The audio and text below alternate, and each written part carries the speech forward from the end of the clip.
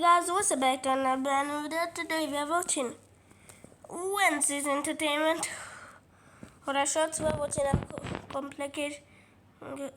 complication. We are not stopping until this is done.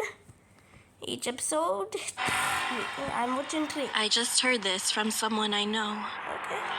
One day, he got up as usual, and then he stared at his finger with a blank expression on his face. Why don't I have 6 fingers?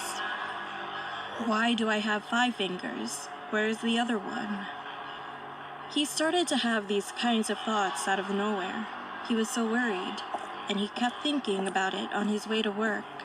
And he was so scared when he came back home that he burst out crying. However, he eventually realized it only before he came home and was about to fall asleep. Oh, yes. I have 5 fingers, actually. A few days later, he posted about this on an online community. Well, of course, most people treated him like a crazy person or just laughed at him.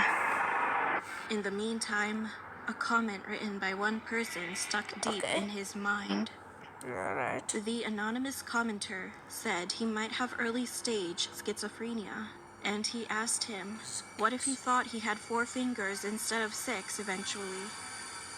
I got goosebumps when I heard that. Wow.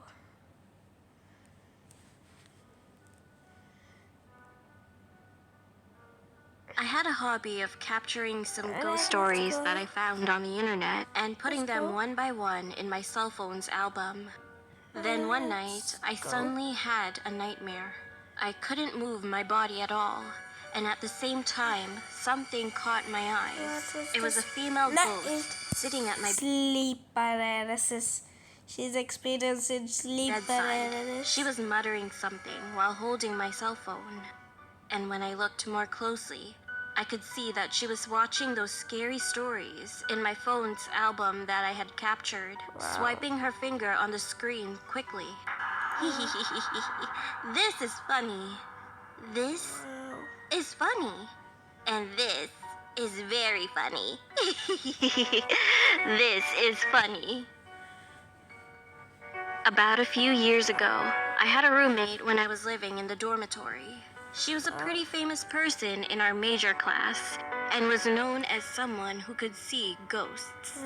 Anyway, I was in the middle of a test period, and there were lots of post-it notes around my desk, which I put to memorize what I had studied. Then one day, my roommate looked at my desk and suddenly told me to take off all the post-it notes right away.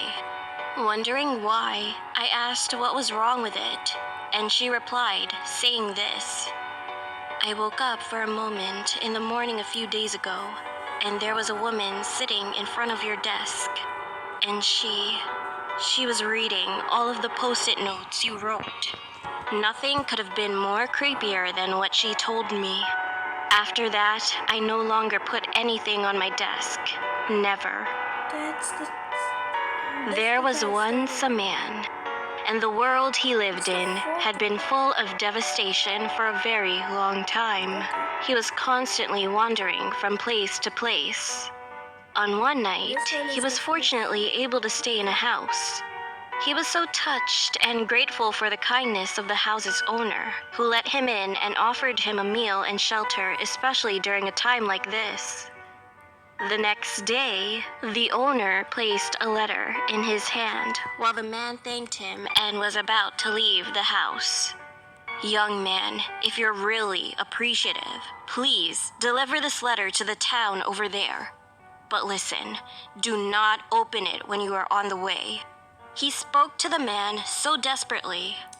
The man left the house saying yes. However, on his way to the village, where the owner told him to go, the man suddenly became curious about the contents of the letter, so he finally opened it and read it on the spot.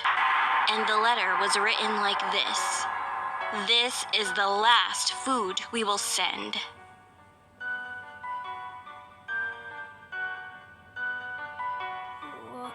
That's... Oh. When I was in kindergarten, I lived in an apartment house of quarter access.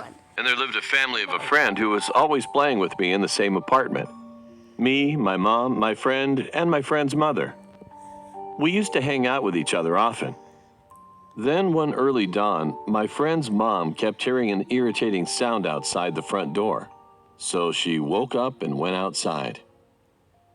To her surprise, there was an angel of death crawling on all fours in the hallway in front of her eyes, just moving back and forth, on and on.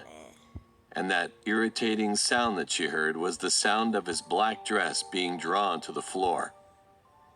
She screamed with fright, but it kept crawling slowly in front of the front door, not caring about her at all.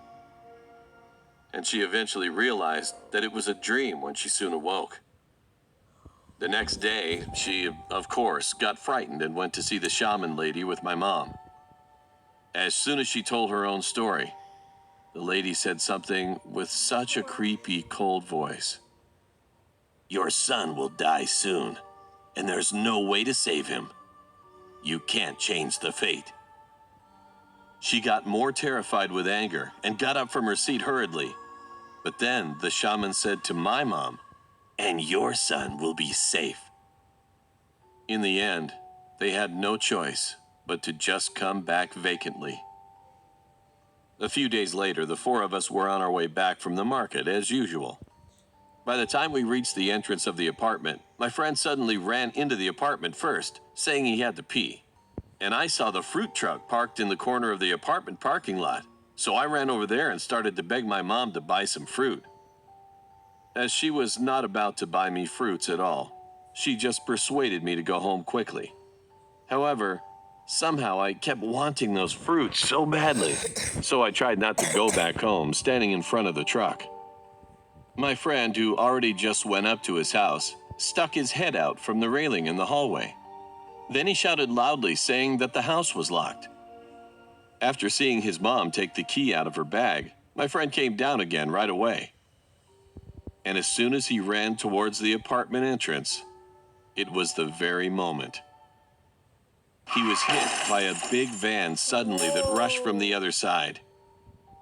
I don't remember because I didn't see the very moment clearly, but it is said that his whole body flew away with a loud crash.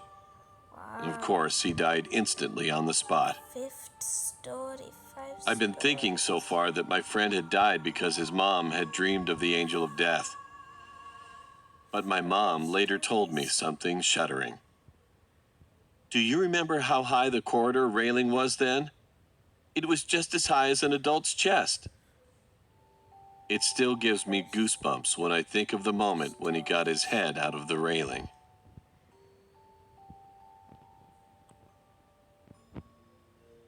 Yo.